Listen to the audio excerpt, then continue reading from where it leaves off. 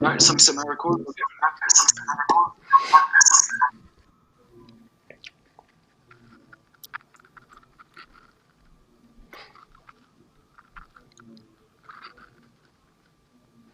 We rolling, Kevin?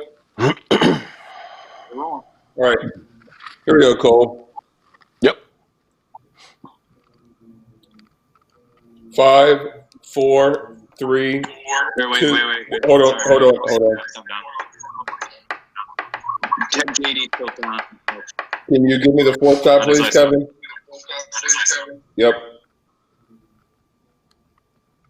Oh, I got you. JD. Yeah, see JD right there. Yep. Can you tilt down a touch? You have a little bit too much headroom. Yep. Let's go up a little more. A little bit. There you go. Right there. Right there is good. Yep. Can't lose that Emmy shot. Got it. Nice. Myers, give that to you.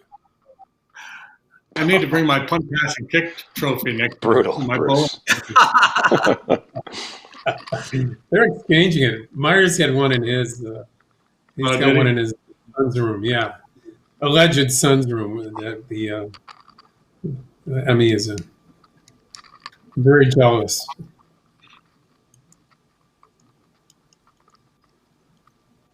It's like blizzard out here right now.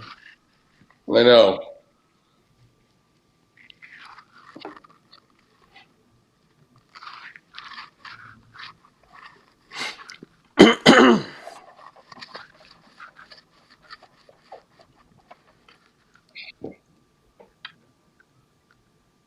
Hey, Malik, why do you think this tablet works so much better?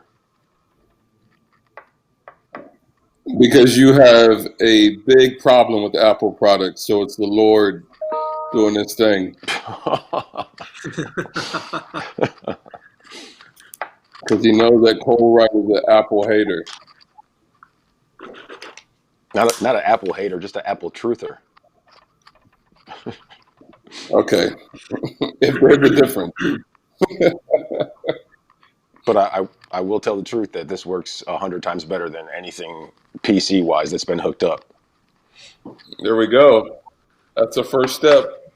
Hey, I'm not a hater, I'm just a stater. State facts, man. You good, Kevin? Yeah, we're all good. Okay, here we go. Here we go, everybody. Yep. Good energy here. 5, 4, 3, 2, 1.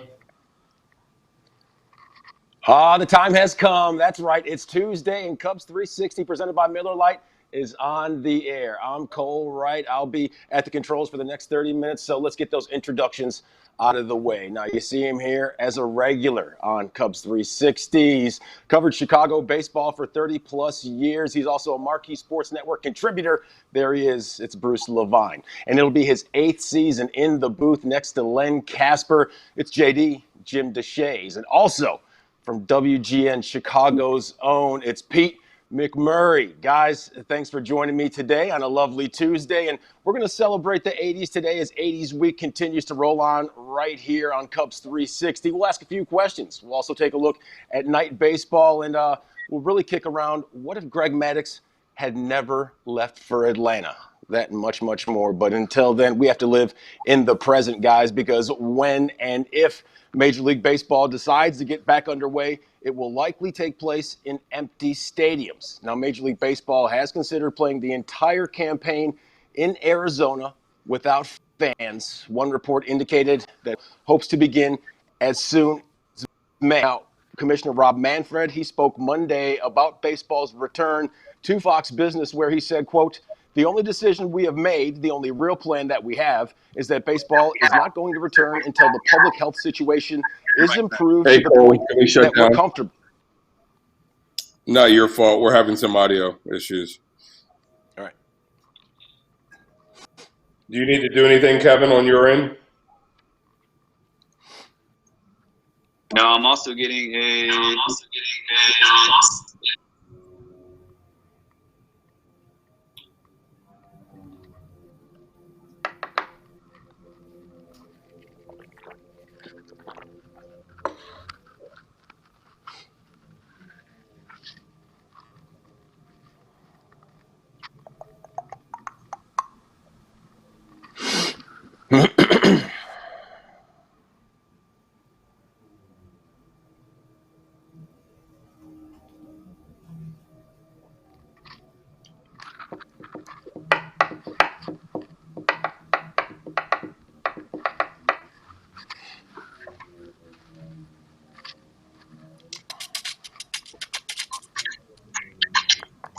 Michael Moore. Okay.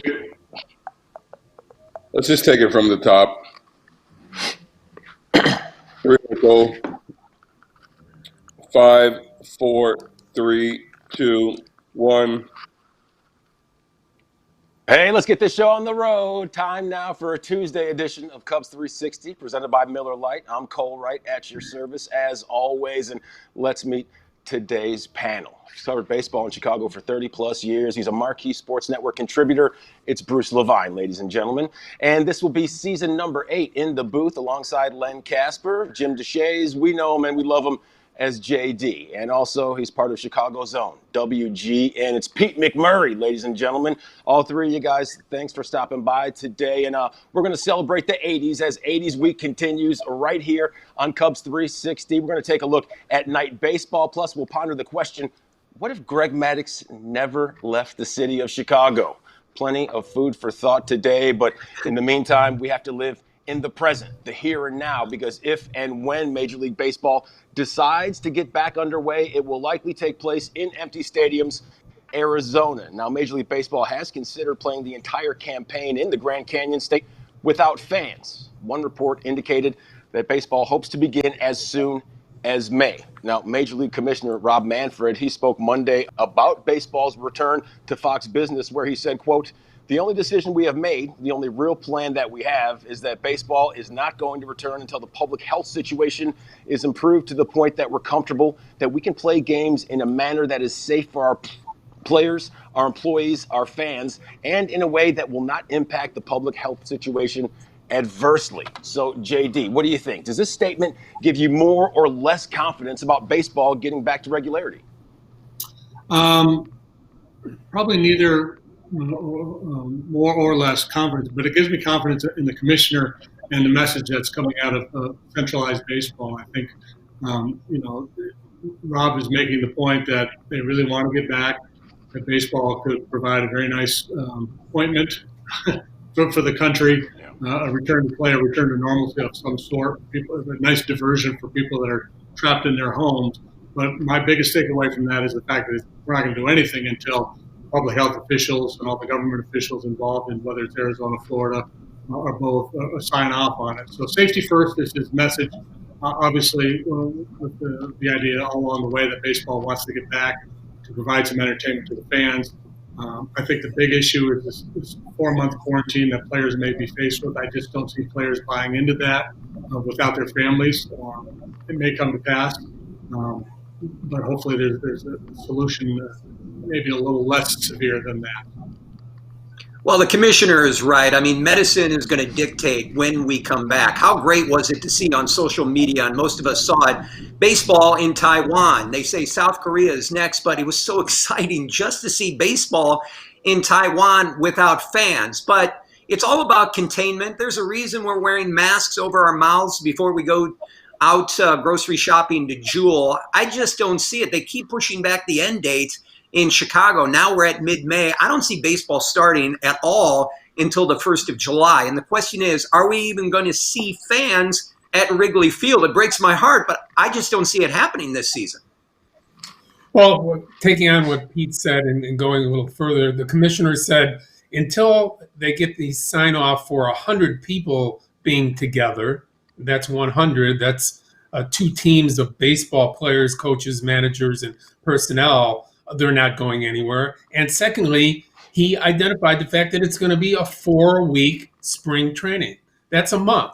So, again, if you're looking at a month from whenever the start time is where people can congregate together again, advance it and then figure it out on your own. And then don't even consider fans in the stands. Just consider where they can start off with as far as Major League Baseball goes. And we're looking at some time still. But again, the cautiousness about the health issue first, and Major League Baseball doesn't have a plan set, but they are making plans contingency-wise, is a good sign, and it's good to hear from the commissioner.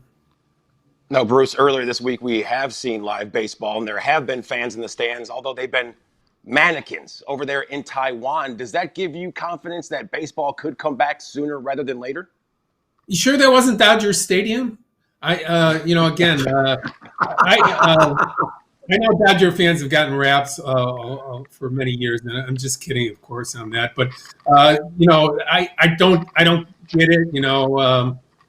It's not a Larry David show. There are no mannequins or any other type of things there. I'm not for it.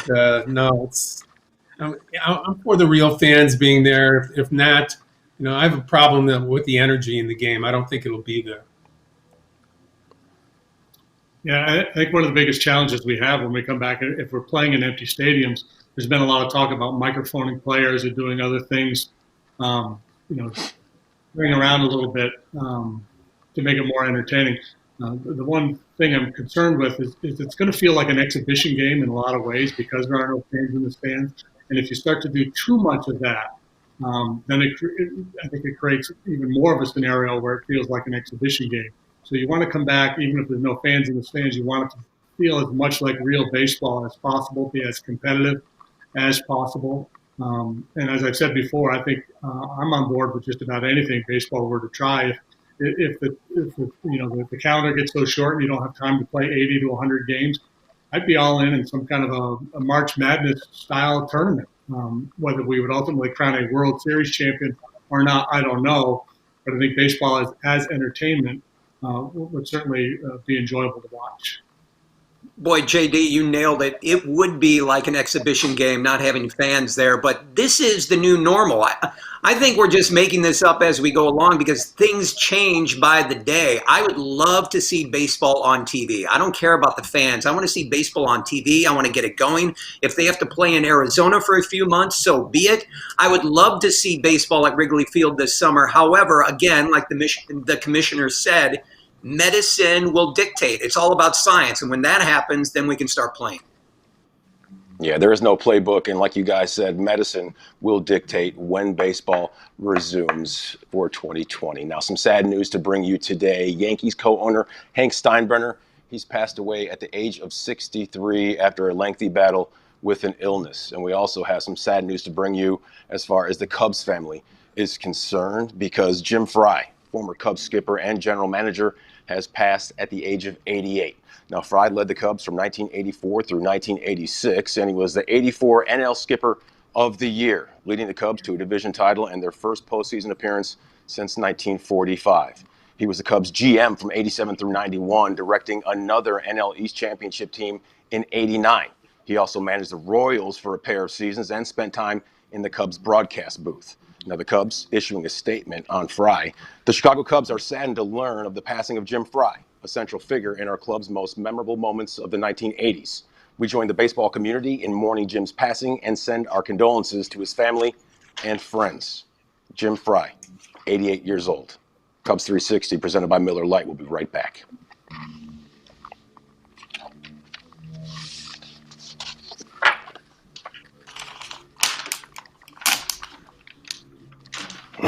Sorry, guys. Good job. It's okay. The recording there for you.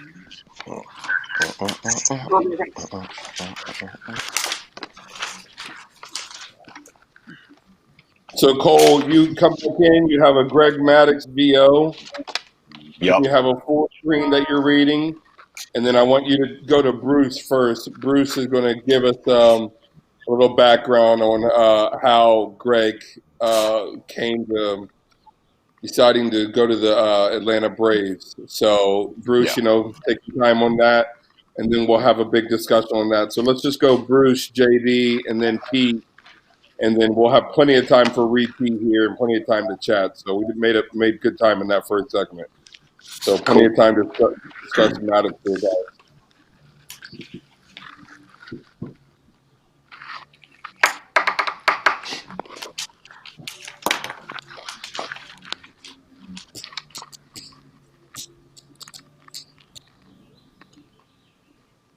You ready, Kevin? I'm good, roll. Okay. I'm going to stay on the 4 shot. If you're going to view a full screen, I'll just come up to this, yeah. Great. You good, Cole? Yep. Okay, here we go. Coming back VO, full screen, then on cam. Cool. Yep. 5, 4, 3, 2, 1. Sticking and moving here on Cubs 360, presented by Miller Lite, and it's Greg Maddox's 54th birthday, and he's looking pretty youthful right here. That's 32 years ago, sliding across the wet tarp as the first attempt at night baseball at Wrigley Field. Well, it was a wash. We're going to take a look back at that historic event in just a bit, but first things first, let's take a look at the tale of two franchises, the Cubs versus the Braves from 93 through 03. Now, that's the years that Maddox spent with the Braves before rejoining the Northsiders. Now, Maddox helped the Braves reach the postseason every single season that he was there except for one. That was 1994, and as you recall, the season was cut short due to a strike. Now, Maddox, of course, guys, he won the Cy Young Award in 1992, and then he left for Atlanta in free agency. That's despite many an offer from the Chicago Cubs, and we know what happened after he left. So, Bruce, what do you say? What if Mad Dog never left 1060 West Addison? Well, they didn't have the same structure going for them. They had some good young players, don't get me wrong, but they didn't have the same structure of Glavine and Smoltz and Avery and Merker coming along. So the Braves were set up to win. They had already won. Don't forget 91 and 92, they already went to the World Series before Maddox showed up. So it was a perfect situation for him. The reason he left, of course, was that the Cubs gave him a take it or leave it offer in the summer of 1991, saying, 92 rather, saying, take this $25 million, take it or leave it. Maddox went to the winter meetings that year with his agent, Scott Boras. They talked to the Yankees, who offered even more money than Atlanta. Maddox figured the golf was better in Atlanta, and it started earlier with better weather. Wanted to stay in the National League as well. But in reality, they came back to the Cubs right before they took the Atlanta offer and said, we'll take the $30 million. Larry Himes, the general manager, told them, sorry, we just spent it on three other players. Yeah, that's a great story, Bruce, about how that all shook out. And it's funny when you talk about the dollars now, it sounds like chump change with what's going on or what has transpired in baseball since then. How much better would the Cubs have been with Greg Maddox? Appreciably better. Whether they would have won a championship, nobody knows. And how many of the Braves would have won without him, nobody knows. They would have been very good without him. Obviously, he was one of the best pitchers of all time.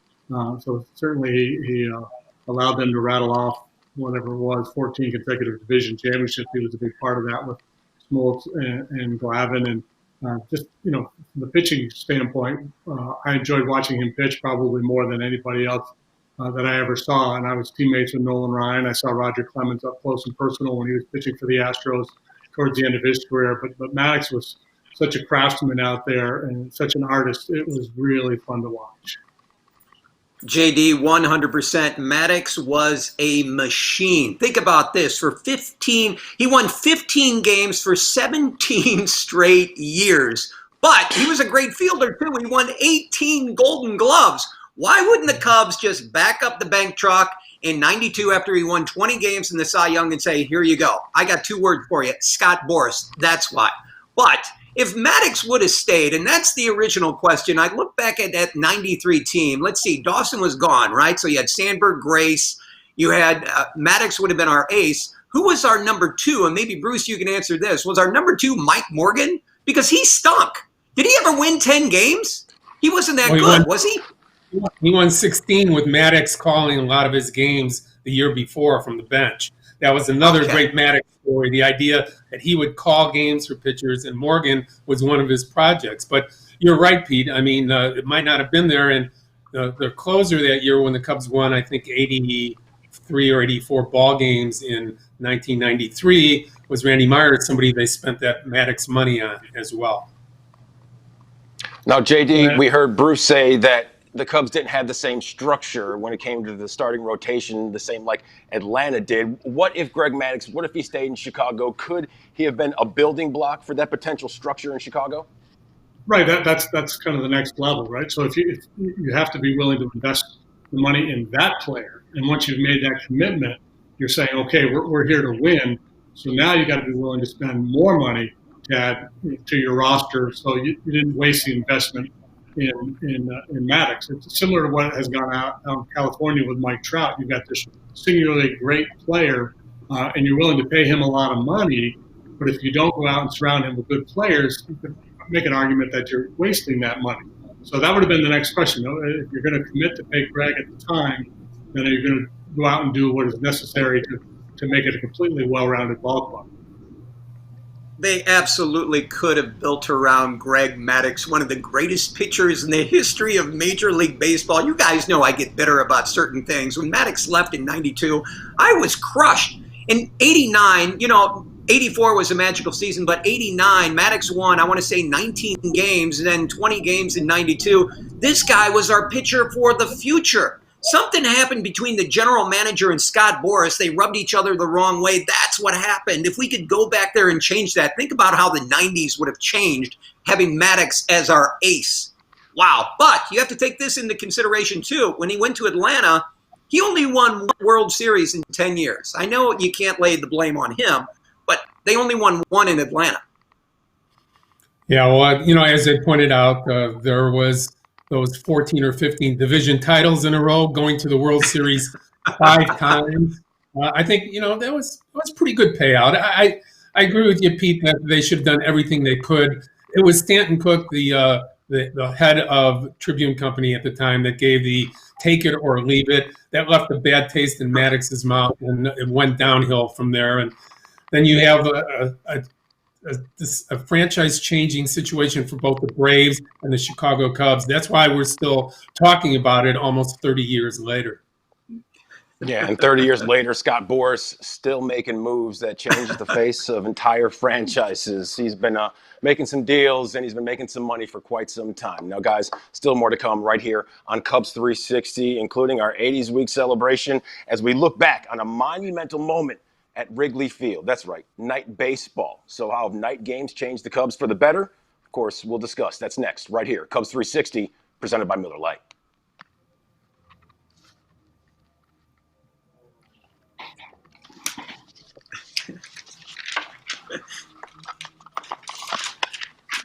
All right, good job, guys. So we learned something new there. So Pete actually mentioned a comment to Bruce after I had already written, where we were going after that. And that's fine. That's all good. As long as you guys are listening to each other, that's natural conversation, so that there's nothing wrong with that. Just to make sure that if Pete or anybody does that, you guys are paying that off, and then I'll get you guys back on track. So good job handling that. All right, so we're talking 80s here, 80s week promo, Cole. And then you're just going to key up everybody on our Miller refreshing take. Yep.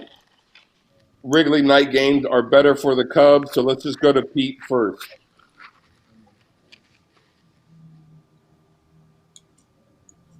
We'll go Pete, Bruce, JD, and then I'll see where we stand time-wise, but we should have time for a little bit more chat. You said Pete, JD, Bruce? Pete, Bruce, JD. Okay, I got you.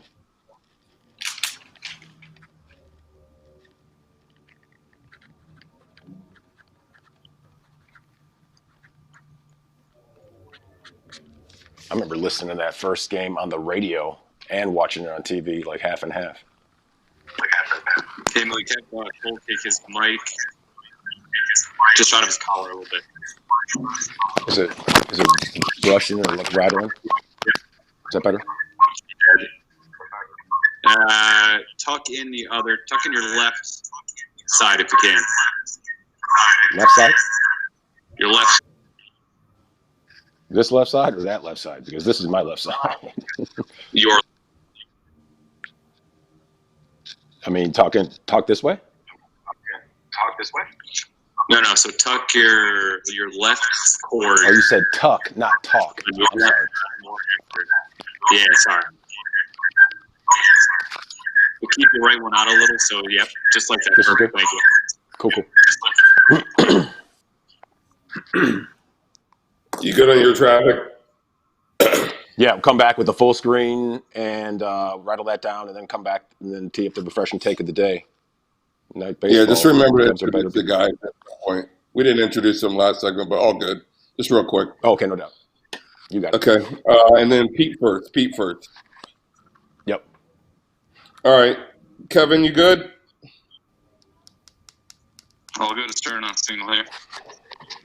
Okay, here we go. Yep. 5, 4, 3, 2, 1.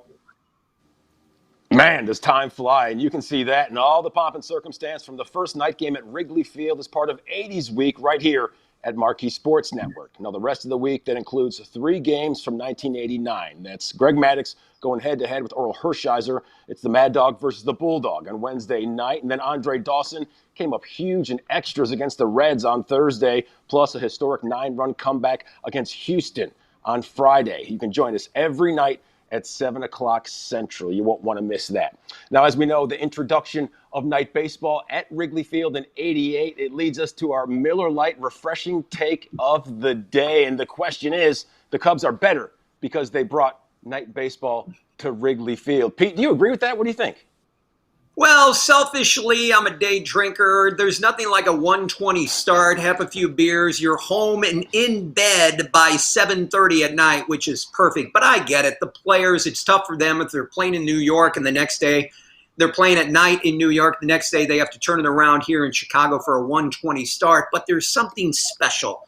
And just to let you know, 8/8/88, I was a young intern at Bradley University, and I was working that game that night. I do remember it, and it was a rainout. But think about June, sunny outside. It's a Thursday afternoon. The Cubs are playing 41,000 strong in the bleachers. I mean, in the entire stadium. There's something special about that, guys. I understand night baseball at Wrigley is kind of a cool thing, but I'm all about the day games. I love them. Yeah, that was a special night. Unfortunately, it was rained out, and they had to play the next day. So, against a different team, because it went from playing the Phillies to playing the Mets in the actual first game on 8/9/88. But night baseball was supposed to come along in the 1940s. It really was Mr. Wrigley who had all the materials ready to go in 1943. Unfortunately, because of World War II, he decided to donate all of that steel to the war effort and to the Great Lakes Navy area to make sure that we get needed munitions and built ships with that steel. It would have happened a long time before, but realistically, the Cubs faded in many hot summers in Chicago because they did not have night baseball, and they were much better for it once they went to it. Yeah, and I'll stand right on top of that fence. I love day baseball. You know, I think all of us who were not part of the Chicago scene love turning on the television and catching an afternoon game from Wrigley before heading to the ballpark to play our particular games. I always enjoyed the fact that there were so many day games here at Wrigley, and I hope there'll always be an abundance of day baseball at Wrigley. But there's something magical about a night game at Wrigley too, with the lights on, and there's a certain energy in the ballpark for the night games as well. So I think it's a matter of kind of threading that needle where you still want to be the team that plays more day baseball than anybody else. But a significant number of night games. I think the television audience, obviously, at night is going to be better. It's just such a magical place, both in the daytime and at night. And to Bruce's point, I agree. I think in a long, hot summer, all the day games can beat you up. But it does present a particular challenge, too. And Joe Madden used to talk about this a lot when you play night games and day games, and sometimes it's 1:20, sometimes it's 3:05, then you play a 7:05 game. That can mess with the body clock as well. So there are particular challenges, regardless of when you play. But if I'm going to push all my chips onto one bat, it's going to be let's play as many day games as possible. Yeah, now, Pete, they always say hindsight is 20/20, but why would Ernie Banks have played in a World Series if Wrigley Field had lights in the 50s, 60s, and 70s? Well, it's true. I mean, Bruce brought it up. I mean, they have faded late in the season, and it gets so hot in Chicago, hot and humid. But and JD was right. I mean, everybody has good points. Think about all the playoff baseball that we've seen the last 4 or 5 years. How great it was to go to a playoff game at night at Wrigley Field. There was something special about that, and I enjoyed it. In the World Series here at night in Chicago, it is pretty special. Yeah, if we could go back in time, get that DeLorean, let's go back to 1969 and install some lights because we know how the Cubs faded down the stretch there as the Mets surged. Now, there's still more to come on Cubs 360 presented by Miller Lite. Like, is Chris Bryant the best third baseman in the history of the Cubs franchise? We got some hot takes being thrown around along with a few lists, that and more, next on Cubs 360 presented by Miller Lite.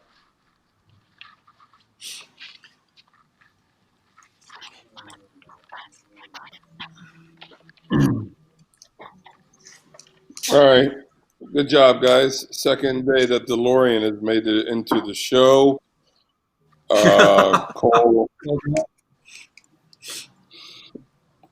Cole, you didn't do the intros there, but your intro to the segment was really nice and tight, so I just let it go. But just do them real quick here for this last segment. No doubt. It's all good. So we're pretty tight here. You guys are each going to have about 20 seconds, all right? We will just go back down the line. We'll go Bruce, JD, and Pete. How are you going to get to Bruce here, Cole? The list. Do you want to go with what list do you want to see? Because we have the list of the countdowns. Right. What list? Yep. What list do you want to see? Okay. Are you guys comfortable with that? So if you had a choice of a Cubs countdown, what would you want to see and why? Something different, something that we would want to see. Yeah. Right. And why? And why? So just do it all, explain it all in about 15 seconds each. So Bruce, JD, and Pete down the line, you said? Correct. Bruce, JD, Pete. You got it. You good, Kevin? Cool. All good. You ready, Cole? Last segment, everybody. Good energy. Here we go. 5, 4. I'll start on a 4 shot here for you. Okay. 5, 4, 3, 2, 1.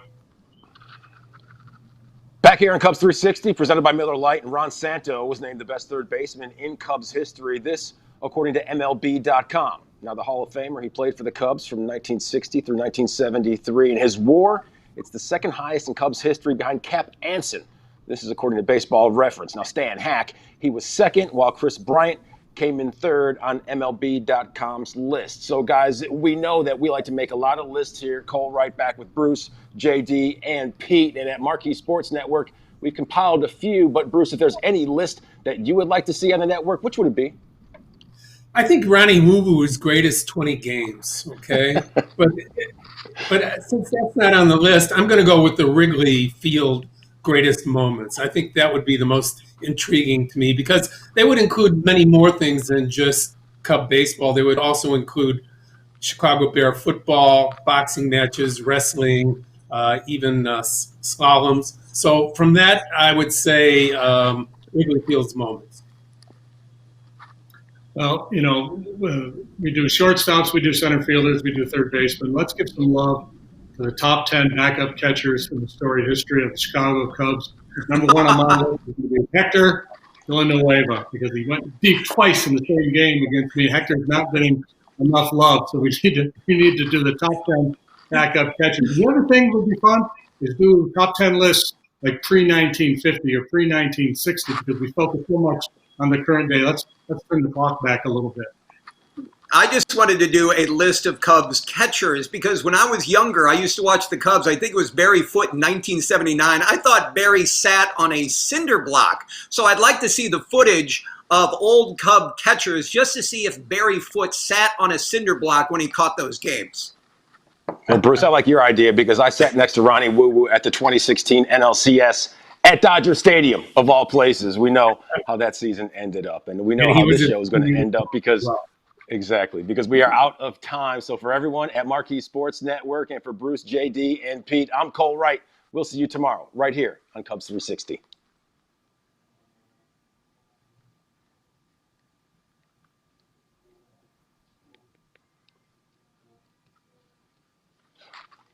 Hey, good job, guys. Just hang tight real quick. Want to check something. Yeah.